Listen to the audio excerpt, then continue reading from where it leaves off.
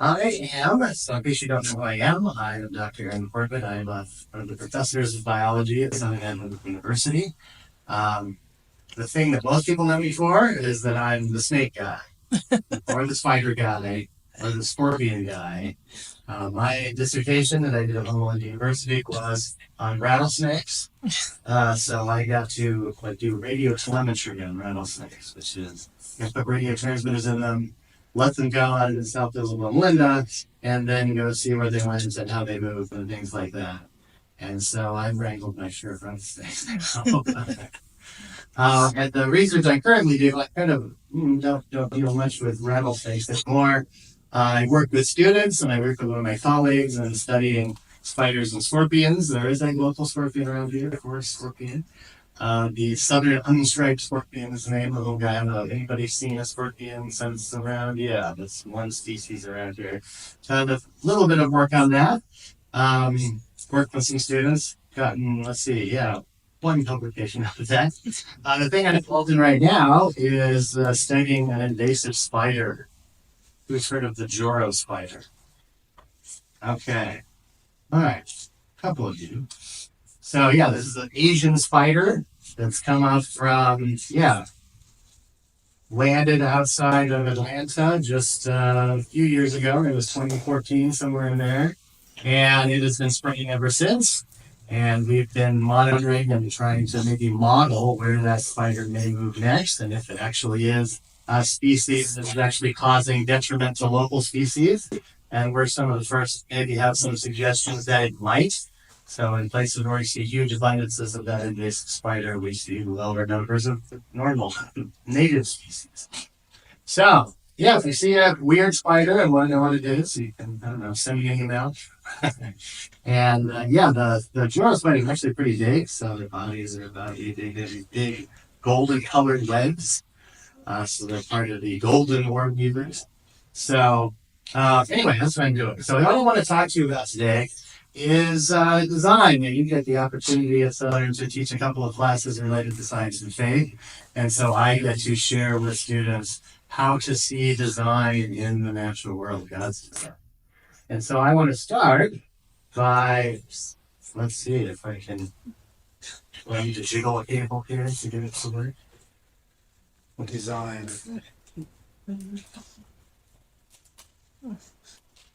There you go. Oh, it's that. All right. Very good. So yeah, let's just go back to the beginning, Genesis 1. And we see here at the very beginning of everything, it says, in the beginning, God created the heavens and the earth. It should kind of be a very first words of the Bible, demonstrating God is our creator. And I want to get into it a little more. The next verse talks about the earth was formless and empty, or formless and void. Yeah. These are words you get to talk about how God does two things. This is a preface to the rest of what happens in Genesis. Formless is just he's forming habitats, essentially, is what he's doing. And then filling them. So empty there, he's doing the opposite. He's filling them. And so here is a table from a theologian I find useful. I've seen these tables in several places. The entire structure of what happens in Genesis is one where God is forming a habitat in the first 3 days of creation and then filling it with stuff. So the best examples of that are day 2, what does he create? Separates waters from waters, as it says, so the atmosphere and the sea. And then what does he do on day 5?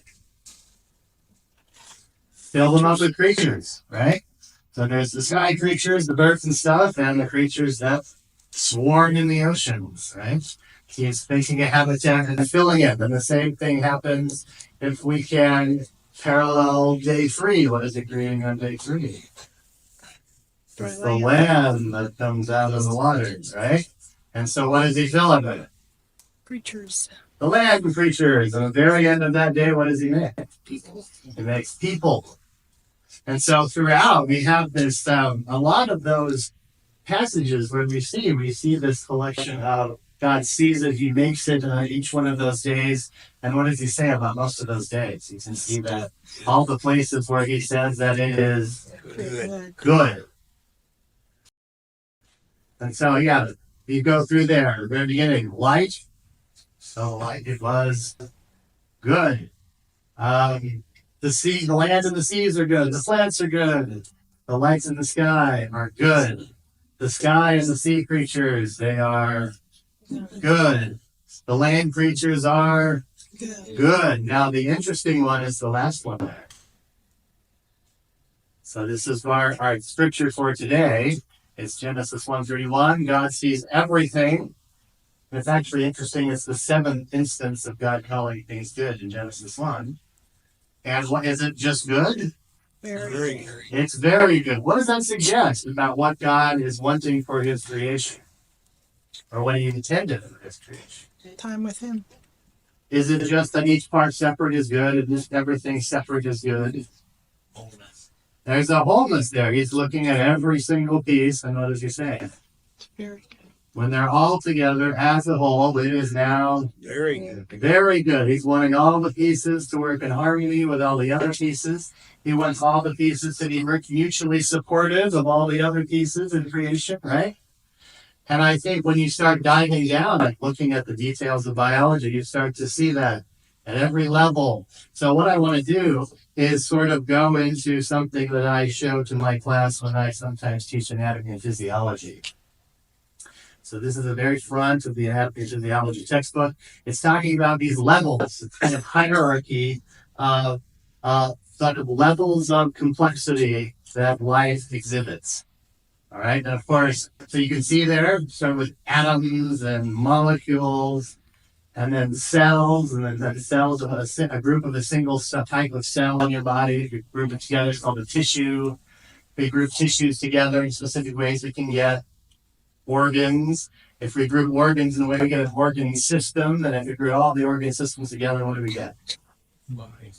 An organism. You or I, or a kangaroo, or a scorpion, or a spider, right? Let's just dive down into some of them. Let's just start looking at some of the simplest things. It turns out if you start looking at the nature of just fundamental laws of physics and chemistry, how molecules work, you see that they seem to be designed, there's intentionality seems to be there for life to exist. Physicists sometimes call these fine-tuning arguments, where it's just like if just a little bit were different about certain fundamental forces, life as we know it couldn't exist. And so, yeah, let's look at a few of these. This is kind of just the atoms the human body is made out of, where it looks like we're mostly by weight, I think, is what we're talking about here. We're a lot of oxygen. The second one there we see is carbon.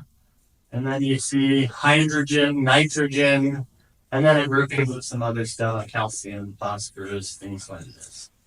All right? Which, might not sound like it's that exciting, except let's dig into one. Probably the most important one of that list.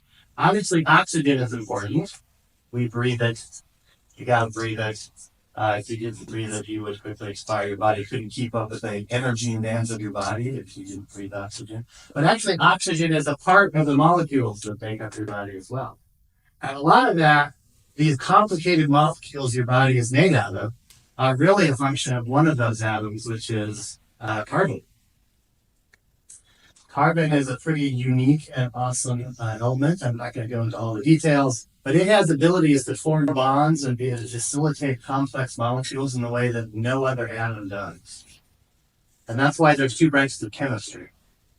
If you did like I did and you studied biology, you had to take lots of chemistry. So when I was an undergrad in general chemistry, organic chemistry, biochemistry, that kind of stuff. And we find that organic chemistry exists because carbon is complicated. It's really, organic chemistry is just the study of compounds that made using carbon. And you can see there, we have identified about 10 million of these compounds that include carbon in them. And that covers many more, it's order of magnitude, several orders of magnitude more than any of the other compounds that we know about that don't include carbon. So if you need to, study organic chemistry, oh my goodness, there's a lot to study. That's why it's its own discipline, right? If you're studying inorganic chemistry, I mean, that's important. You make, there's of course, there's just less compounds to study, right? 500,000 versus greater than 10, right? And so carbon has this ability. Now, people have speculated about other molecules or other atoms that might, maybe an alien somewhere on another planet didn't use silica instead of carbon because it's similar in place on the periodic table. But again, anything we know about, if you dig into the details, no, it can't. And so, for all intents and purposes, the only type of life that can exist with the laws set up as God set them up are life forms like us that are carbon based. And so, carbon's pretty amazing. Some of those compounds, carbon compounds, we call them biomolecules. And this is several classes of biomolecules that you see there. There's lipids, so lipids are fats. A lot of times we talk about these classes when we talk about diet. Right, so lipids are the fats. We actually don't really have a category for nucleic acids, but this is this information storage within a cell. It yields a nucleic acid. There's a few other things they do. Carbohydrates you want to recognize from diet, right? These are energy storage molecules. This is what we, if you're eating pasta or something, it's the carbs that we think about, right? Then there's proteins. Proteins, again, you think about them as just something that we need to get enough of, right? We got to get enough protein. That's kind of the message from a lot of what we hear in popular media surrounding health. You got to get your protein. You definitely do need to get your protein. And, so eat your beans. There you go. Get your protein that way. But actually, protein is so much more than that. So let's dive down to a little more detail. Let's just start with those nucleic acids. So anybody probably recognize this double helix structure. What do you know this? This is famous discovery, 1953 by Watson and Crick, discovering the structure, and then shortly after figuring out that this is an information coding molecule. It was a sequence hypothesis, the idea that certain arrangements of chemicals in particular order along the rungs of this ladder actually literally form a code. And that code is probably does more than you know, even now, but at least at the time you recognize it's information that can build certain proteins. But this is information storage. Now, information storage surrounds us right now. Got my computer up here. Probably everyone has one of these in their pockets, right? And they always measure it in terms of how much gigabytes of memory it is, and gigabytes of memory over here and stuff like that. So there's information storage surrounding us. However, this DNA by itself, it's actually rather amazing. It is, no matter, whatever technology we've come up with, in terms of the amount of information that we stored in the smallest possible space, DNA is by far and away the most information dense medium that exists. So we haven't been able to do better than God yet in terms of information storage. So let me just tell you what that looks like. This was an estimate I found out there, basically saying a coffee mug full of DNA could theoretically hold all the world's data that we produce. All right, this is super dense information storage, right? So you can imagine, the entire blueprint for, let's say, every protein in your body is stored up in a tiny little nucleus of the cell in your body that's smaller than a period at the end of the sentence or something that's maybe in your hymnal or something, or in the Bible that you have. See, that's the level we're talking about. So, you can see here that the estimate I found currently is roughly, 100 zettabytes of data that we have produced, and that's increasing exponentially every year. And so, what is that in terms of gigabytes? So what's that number there? What is the number on it? 10 to the 14th. So what is that? 100,000 billion? Somewhere in that ballpark. All right. And so DNA can store information at that level. That's amazing. All right. Now, what is DNA doing? Well, one of the things we know that it does, again, it's probably doing far more than this, is it is coding for proteins. Now, we usually think, again, proteins are just, I don't know, what I had on my shake after I work out or something. But when you're a molecular biologist and you're thinking about proteins proteins are the substance that your body is made out of. Really an amazingly designed machine in many ways. And you're designed down to the molecular level, tiny, tiny things. And it's actually very ingenious. Essentially, proteins are made up of amino acids, and they're like beads on a string. So it's one bead has this property, another bead has this property. There's 21 of them that we use, and if we put them in just the right sequence, the chemistry of each one of those beads will interact and will fold into a three-dimensional shape. And those, whatever shape that is, those three-dimensional shapes, they carry out the function in your body. Let me just show you some of the amazing ones that are right there. These are a couple of them that are worth talking about. We have literally molecular nanomachines in our bodies that do stuff. Right? I know sometimes I've watched sci-fi and they're talking about these nanomachines we're going to have, and I don't know, it's talking about nanites or something like this. Stuff we have not invented yet. I don't know how far away from inventing this yet, but that exists inside our bodies. So a couple of these, the ones that I have up there are, the one on the left there is what's called ATP synthase. Now, who's heard of mitochondria? Sometimes the mitochondria is the powerhouse of the cell. Yeah, so essentially a mitochondria in your body is going to take the energy that's in your food and sort of like a chemical refinery. It's sort of like taking petroleum and making gasoline, right? So it's taking the energy in the food that you eat and turning it into the kind of the gasoline the cells run on. And that gasoline, they call it ATP, adenosine triphosphate. Right? It's actually an amazing system because imagine a form of gasoline you could recycle. All right, so ATP is set up. If you pull a part off, it releases some energy, and so if I can pop that part back on, it's essentially recycled my gasoline, which is kind of amazing to think about. But that's what this part of the process of getting that energy from your food and sort of plugging these ATP molecules back together to recycle them is what this ATP synthase is doing. It's actually using a gradient of hydrogen ions to actually spin a turbine. And it does it at thousands of revolutions per second inside every one of your cells, right? And every time it spins, it's actually taking and popping together back one of those ATP molecules to recycle that gasoline that your cells have. It's a pretty amazing structure. I mean, it's like a little windmill, obviously. And you look at that and you say, wow, that's got to be design. That's design at the fundamental level. You don't take the chance and natural law producing something like that. Right, the other one is another interesting one.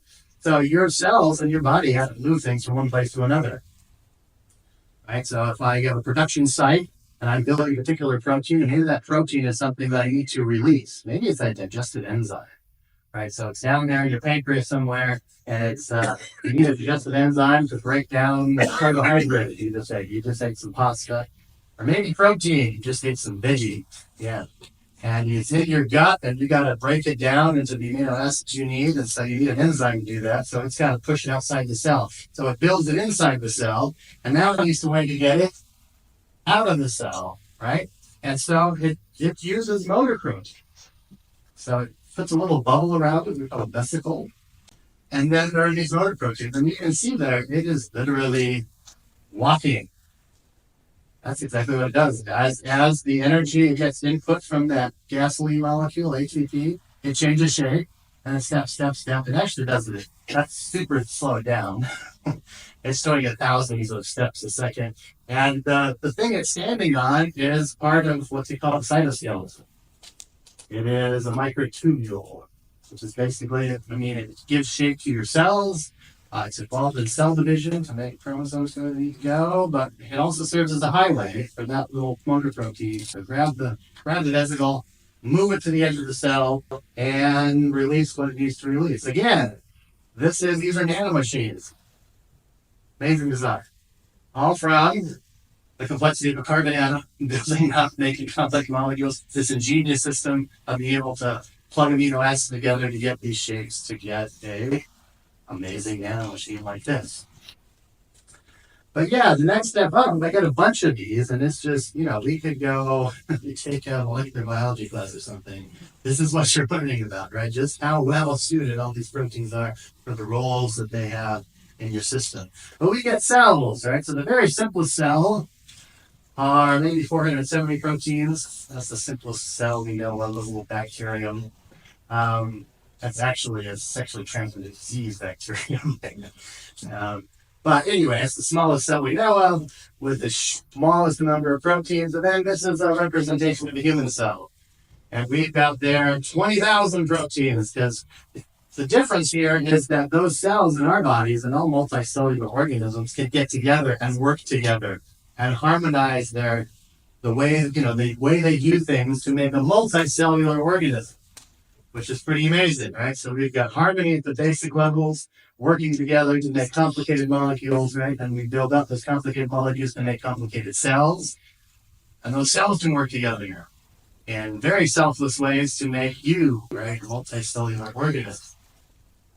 So yeah, if we move up, here we are, right? So cells can work together to make a tissue. We can get tissues together, different cell types together to make an organ.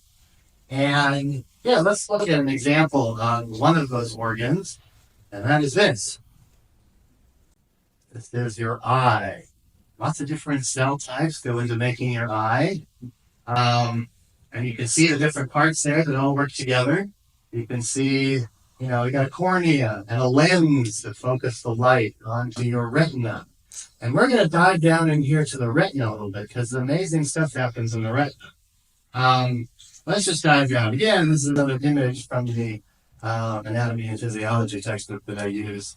So what you can see there is up at the top, that's the back, very back of your eye. So the front of the retina is down on the bottom.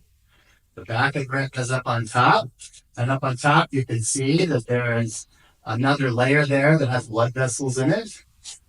And then you can see right under that, there's a layer of pigmented cells. And those are there to actually help you have more acute vision.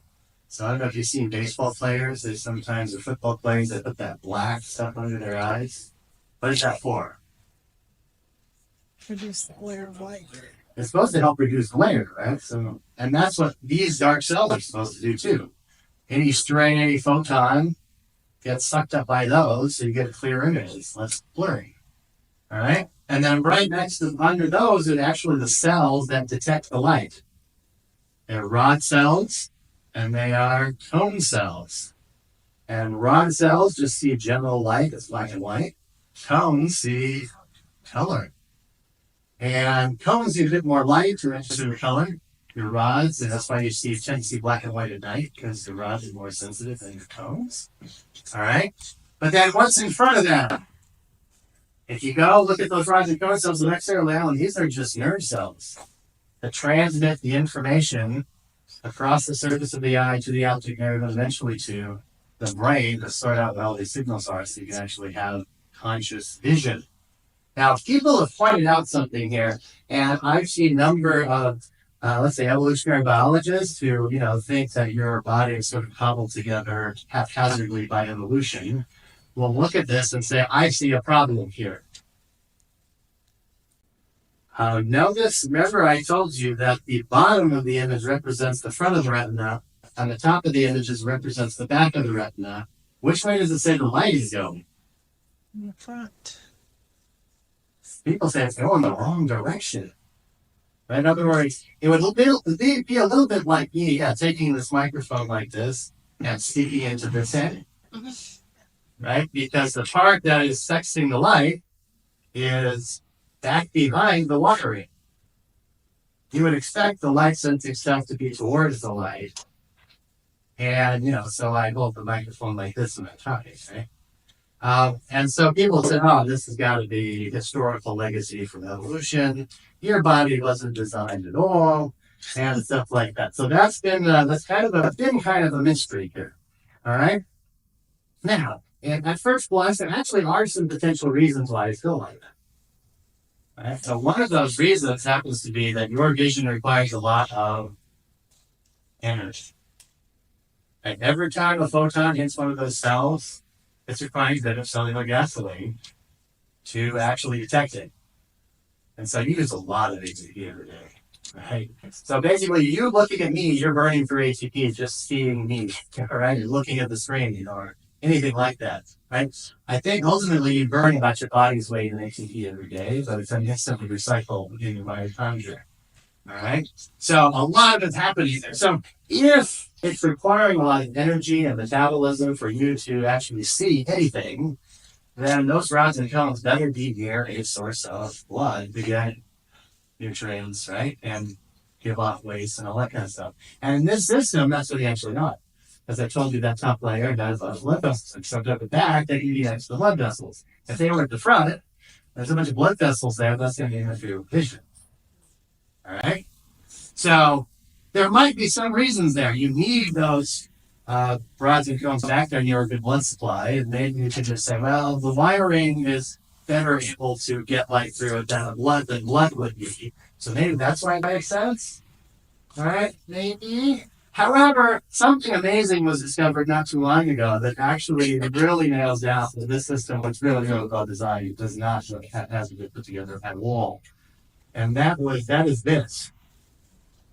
So in 2007, this paper published in Proceedings of the National Academy of Science, and they discovered these cells called Mueller cells. Now they know that they existed before.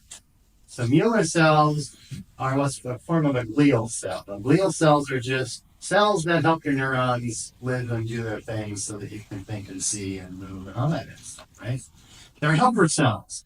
In the brain, they do lots of different things, from helping to fight infections to forming what's called the blood-brain barrier to making cerebrospinal fluid to all kinds of stuff like this, all right? And it turns out your retina is essentially an extension of your brain, all right? And there were these Mueller cells there, and they discovered those Mueller cells are living fiber optic light channeling cells.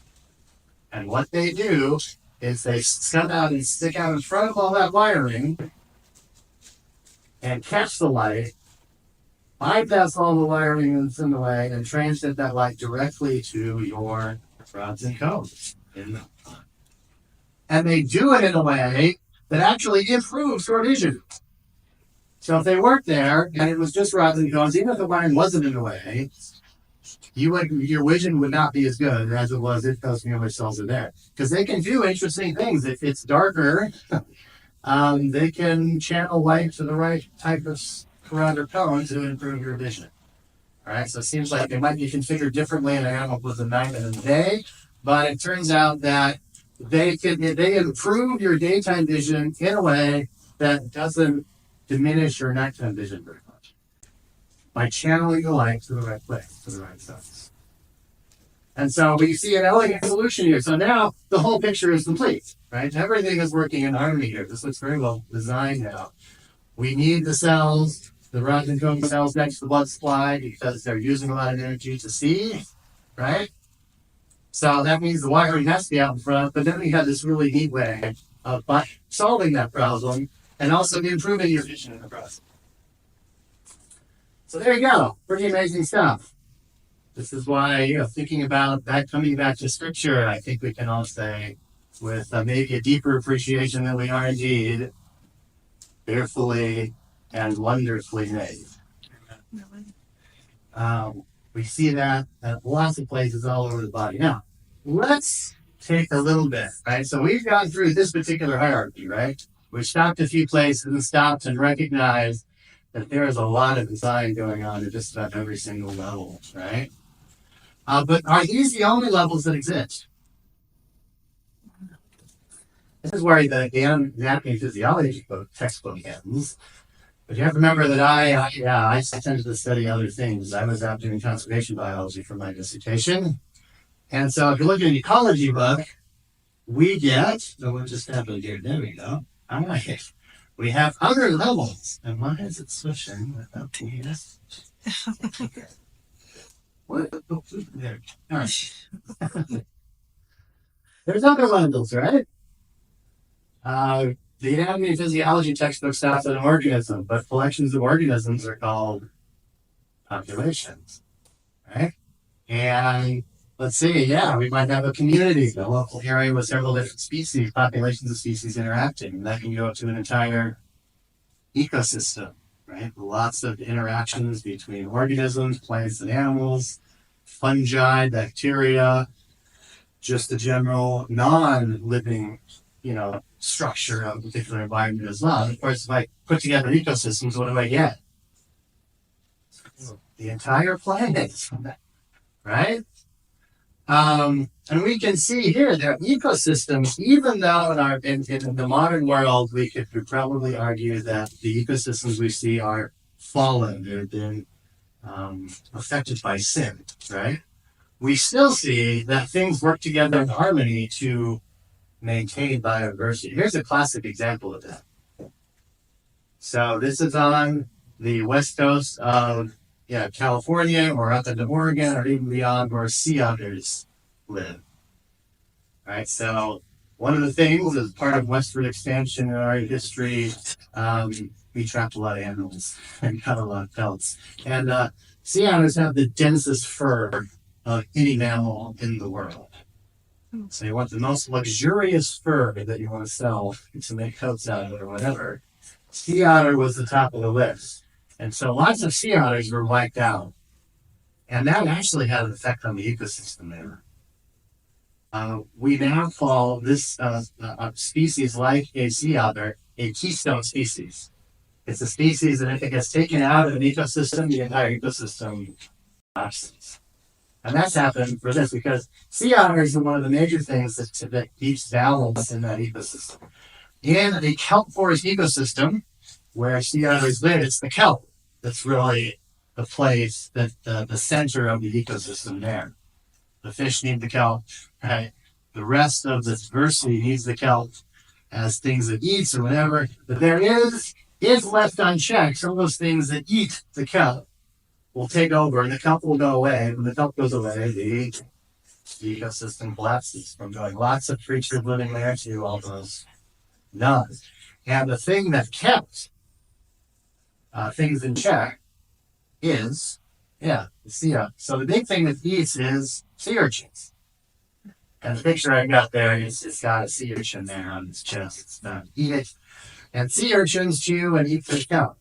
Now, sea urchins have their place, but left unchecked, you get what's in one of those pictures there, which is called sea urchin barrens, where there is no kelp, and consequently, the ecosystem has collapsed. We find this in a lot of places. When we introduced wolves back in the Yellowstone, we had a huge rebound in vegetation because now the grazers weren't overgrazing. And we got a huge rebound in biodiversity from just releasing a few wolves in the Yellowstone. This is some of the effects of what happened. I pulled this from a paper talking about this. You can see there, if you can follow the graphs there at all, it's basically showing that when the sea otters are present, there are a lot more fish. And this is actually even good for people, because if you're a fisherman and you have fish to catch, that's helpful. So the sea otters actually help fishermen. So there's lots of fish, right? And we can see mussel growth. It gets bigger. You have more food for the mussel seed of the water if the sea otters are present.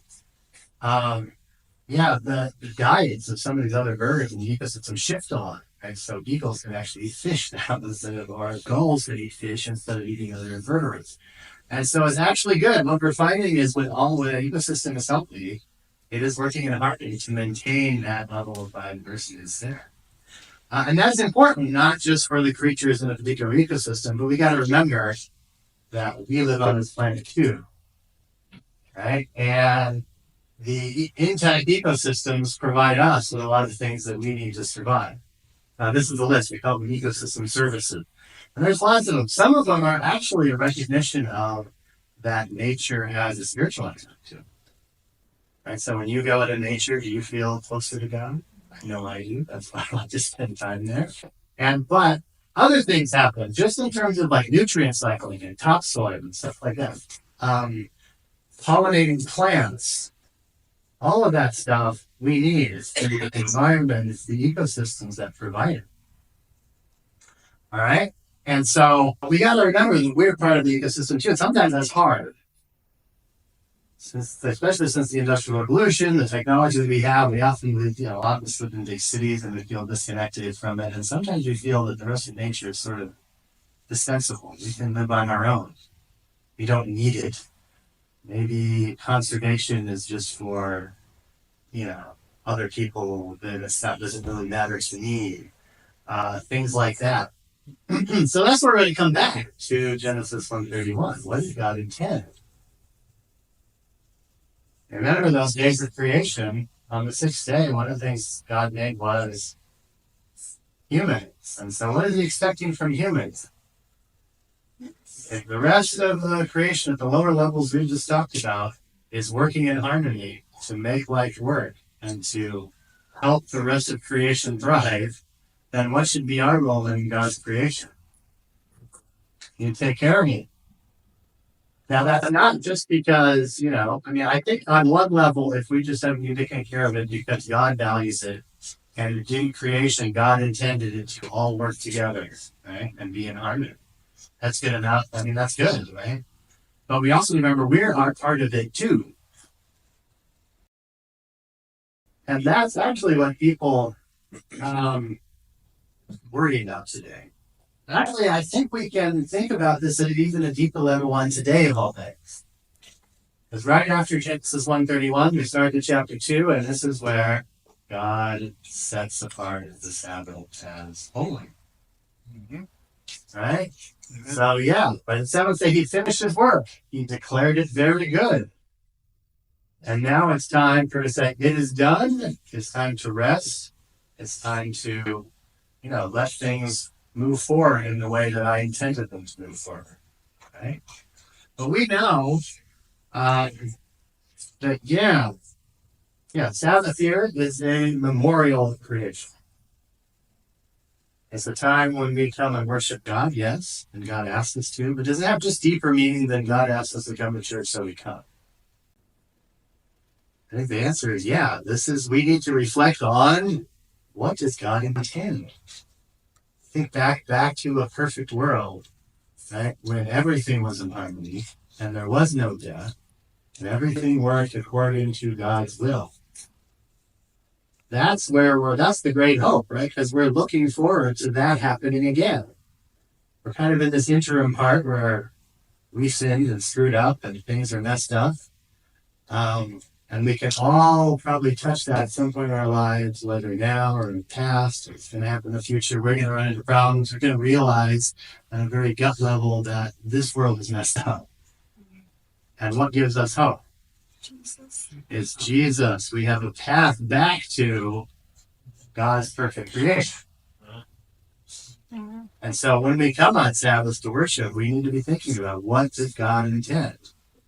God intends us to love him with all our hearts and soul and strength, right? He intends us to love our neighbors as well. Mm-hmm. And I think he intends us to be the rulers that he intended for us in the garden, right? He wanted us to tend to keep the garden. We were supposed to rule creation in his image, right? So theologian I've heard talks about us, the creation being placed in part of middle management. Right? The CEO is still over us, telling us kind of the guidelines of what we need to do, but we have some autonomy to follow the CEO's will, right? That's what God intended for us. So we recognize then that things are messed up, right? Eve decided to go her own direction, do something God said she shouldn't do. We all have that tendency deep inside us to act selfishly, right? Just kind of remake things and decide it's in our image instead of looking to God and what he wants, right? And then that had consequences. So there's I don't know, I used AI to generate that. I'm going to scrutinize that picture, but it's essentially trying to represent what Adam dealt with after sin, right? The entire creation changed, it seems, and now he had to work hard for his food, and he was plagued with thorns and thistles and things like this. And so we have an impact. Our sin had an impact at the beginning, and currently, the way that we're going, we also are having negative impacts on God's creation. The Bible talks about this a little bit. It's talked about Romans 8, how the rest of creation is feeling the effects of sin, not just us. And the phrase there is, it too seems to be looking forward to the Son of God to be revealed, as if things we do right now can matter in terms of sustaining the rest of God's creation. But yeah, let's just take for a moment some of the statistics that are out there just to recognize maybe how much we have impacted the rest of God's creation and continue to do. This is one that struck me recently that I ran across. And this is to explain what's going on here. This is in reference to biomass. So mammal biomass. So we all know what a mammal is. So those types of animals that have hair and get milk the young, we are mammals and platypuses are mammals and your pet dog and cat are mammals, right? And cows are mammals. All right. So let's what the exercise here was an estimate, right? If I take all the mammals in the world, we stick them on a scale, how much would that weigh? And then parse it out. How much of that would be wildlife? How much of that would be humans? This is what they came up with in this study. Only 6% of the biomass in the world is actually wild animals. Second on that list is humans. Humans are at the top. We're 36% of the biomass on the planet of mammals. What's the top? Livestock. Livestock. Why is that?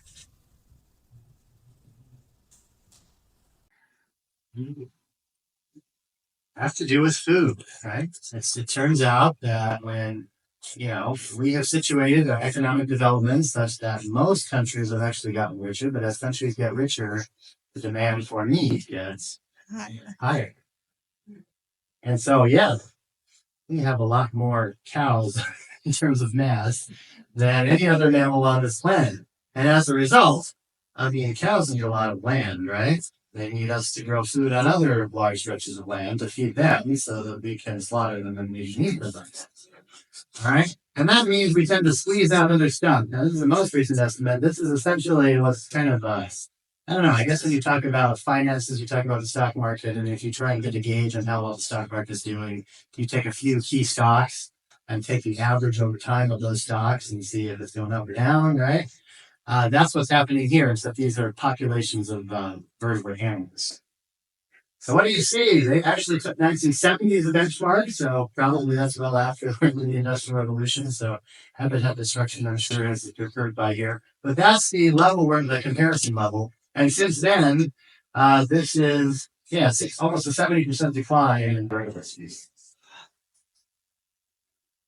And so this is why a lot of people that, do science and get out there and do stuff like this, think about conservation biology, or just our ecologists that are documenting what's happening. They're talking about the biodiversity crisis. Some people use it in terms of, they call it a mass extinction that we are perpetrating.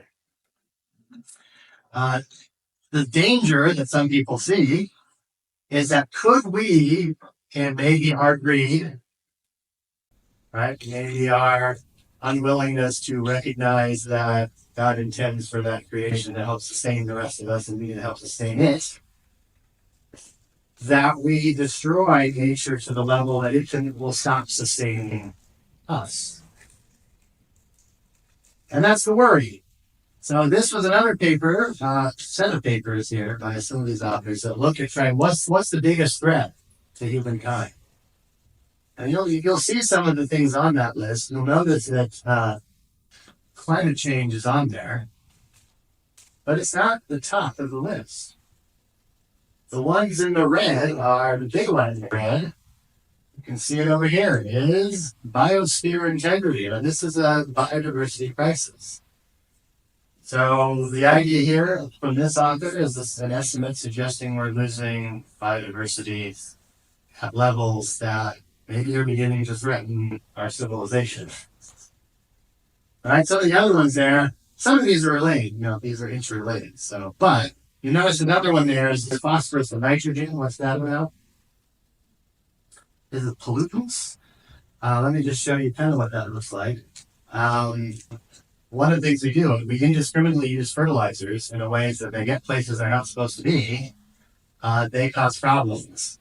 So one of the places that happens is if I have my field and I spray with fertilizer and we get runoff of that fertilizer into streams, and it runs off, let's say, into the ocean, which this is a picture, probably hard to see, of the Gulf of Mexico there. What happens is that little life forms there, these nitrates and phosphates are sort of a limiting nutrient, right? They're fertilizer.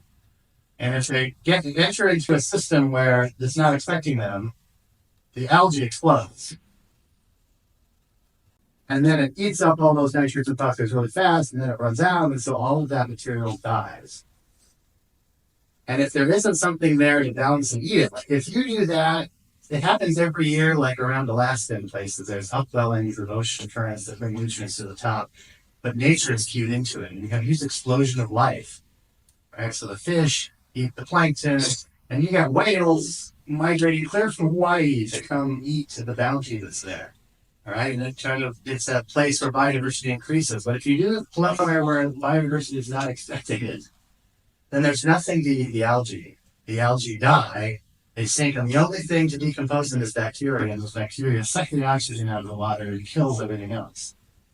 And that's an ocean dead zone. And you can see here from the other graph, places where ocean dead zone is worse, and places where there's greatest human population near coast.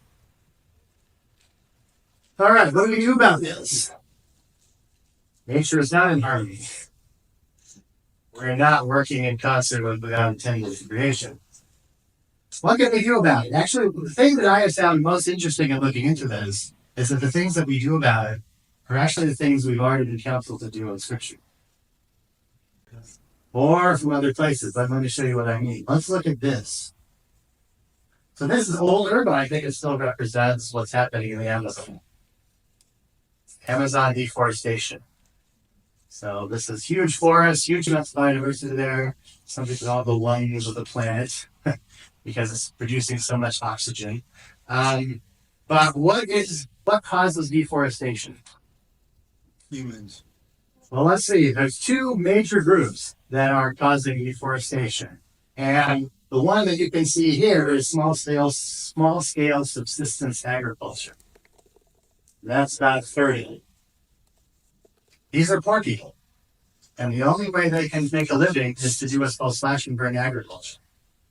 Which means they go into a place in Amazon rainforest, they cut everything down and burn it because it turns out that all of the nutrients are trapped in the life there, and the soil is relatively poor in the rainforest.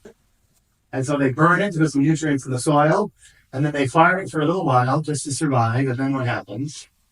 It runs out of nutrients, so what happens? They got to do it all over again. How can we help prevent this type of deforestation? Change your lifestyle. This is caring for the forest. So what do? Organizations like Azure or others, we go and try and bring people out of poverty. So if we could go here, bring these people out of poverty, give them a better way to make a living, then they don't have to do this anymore. But that's only a third of this problem, this pie chart. The other part of the pie chart is cattle ranches, which shouldn't be surprising since cows make us the greatest mass of mammals on the planet, right? Who are those cattle ranches surveyed? Themselves. Everyone. Well, they're getting rich doing it, but who are they selling meat to? Us, McDonald's. All right. It turns out, the richer you are, the more resources you tend to consume because you eat meat or you do this or I don't know, right? So the people that are driving this type of economy are the people on the top. The people on the bottom, we could try to bring up, but what do we need to do for people on the top? You need to teach them that, biblical principles about contentment and caring for people, and maybe also think about health. We ate less meat, then we wouldn't have to have the giant space to raise cattle. We still would need to grow crops, which might impinge on some, but it'd be much, much less. The crops would go directly to a human mouth instead of the cow mouth before it gets to us, right? So that means that caring for the poor and economics come into the question of how we help solve this problem. Did Jesus teach us to care for the poor? Yeah. Did Jesus teach us to be content and that riches come with dangers? Yes. But what about the other side of it? We as Adventists have this message, we call it the health. Right? Look after your health. And it turns out there's some interesting overlap here. A plant-based diet is better for your health. You know that, right? But did you know that people have also would suggest that a plant-based diet is better for the planet because it uses less resources? There are actually plenty of people now that may know nothing of the gospel, but do value, caring for the planet, and they're vegetarian as a result. So it seems like that's an overlap. Right? It sounded amazing to think that the diet that is best for you is also the diet that's best for the planet. Yeah. So it works two ways. Human health and planet health all kind of converge in the same direction. So that's what I think we should be thinking about. And I think it might be these ideas about how we can help are part of maybe the three angels' messages. So the first angel, I think this is most clearly seen in the message of the first angel. If you go to Revelation 14, the first angel, besides saying, fear God and give glory to him for the hour of judgment has come, the first angel also says, worship him who made the heavens, the earth, the sea, and the springs of water. Now, in Adventist theology, what we have to do is look at that passage and say that's a direct reference to Genesis 1 and the Sabbath. But what is the Sabbath memorial of? Creation. It's creation. And what do we think? What's the deep meaning of reflection on creation? It's that God intends everything to be in harmony and work together. So I think buried in the first angel's message is an aspect of it that might call us to, really relevant things to say about the current biodiversity crisis. And that might be a way of winning souls. However, I will say that is this an ultimate solution to the problem is us getting together? I don't know. For me, I tend to think that maybe selfishness will reign. Even if every Adventist turned into a good, advocate of environmental stewardship, are we going to prevent the end of time from coming? No. And even if we did, we still live in a sinful world and things will still go downhill, right? So, that might seem kind of hopeless. I would still suggest we need to be part of the solution, not part of the problem. But again, you should think back to Sabbath as a memorial of creation. Look forward to God setting things right at the end, right? So, this is a quote from one of my favorite Adventist theologians. Right? So as you say, the only sufficient and permanent answer to vicious difficulties facing a lost world, of which environmental challenges are one of them. The only solution is what? His victorious return in the clouds of heaven. Therein is the real hope. All else is Band-Aid. So let's look forward to Jesus coming soon. Amen. Let's look forward to a time when harmony is restored, what God intended is restored, and when we can be a part of that system when God returns and sets everything right. So, thank you for listening to me this morning. Heavenly Father, just want to thank you for your blessings once again. Thank you for the amazing intricacy and design that you have put into everything you've created on this planet. I would ask that we spend time to recognize what you have done on this Sabbath day, which is a memorial of your creation, and help us not just to stay there, but to look forward. Help us to understand how we can be part of the harmony that you intended. Help us to see and look after others, and also find ways to look after your creation at the same time. Ask your blessing on each one here as we go out from here this week. May your blessing be with each and every one. I ask this in Jesus' name. Amen.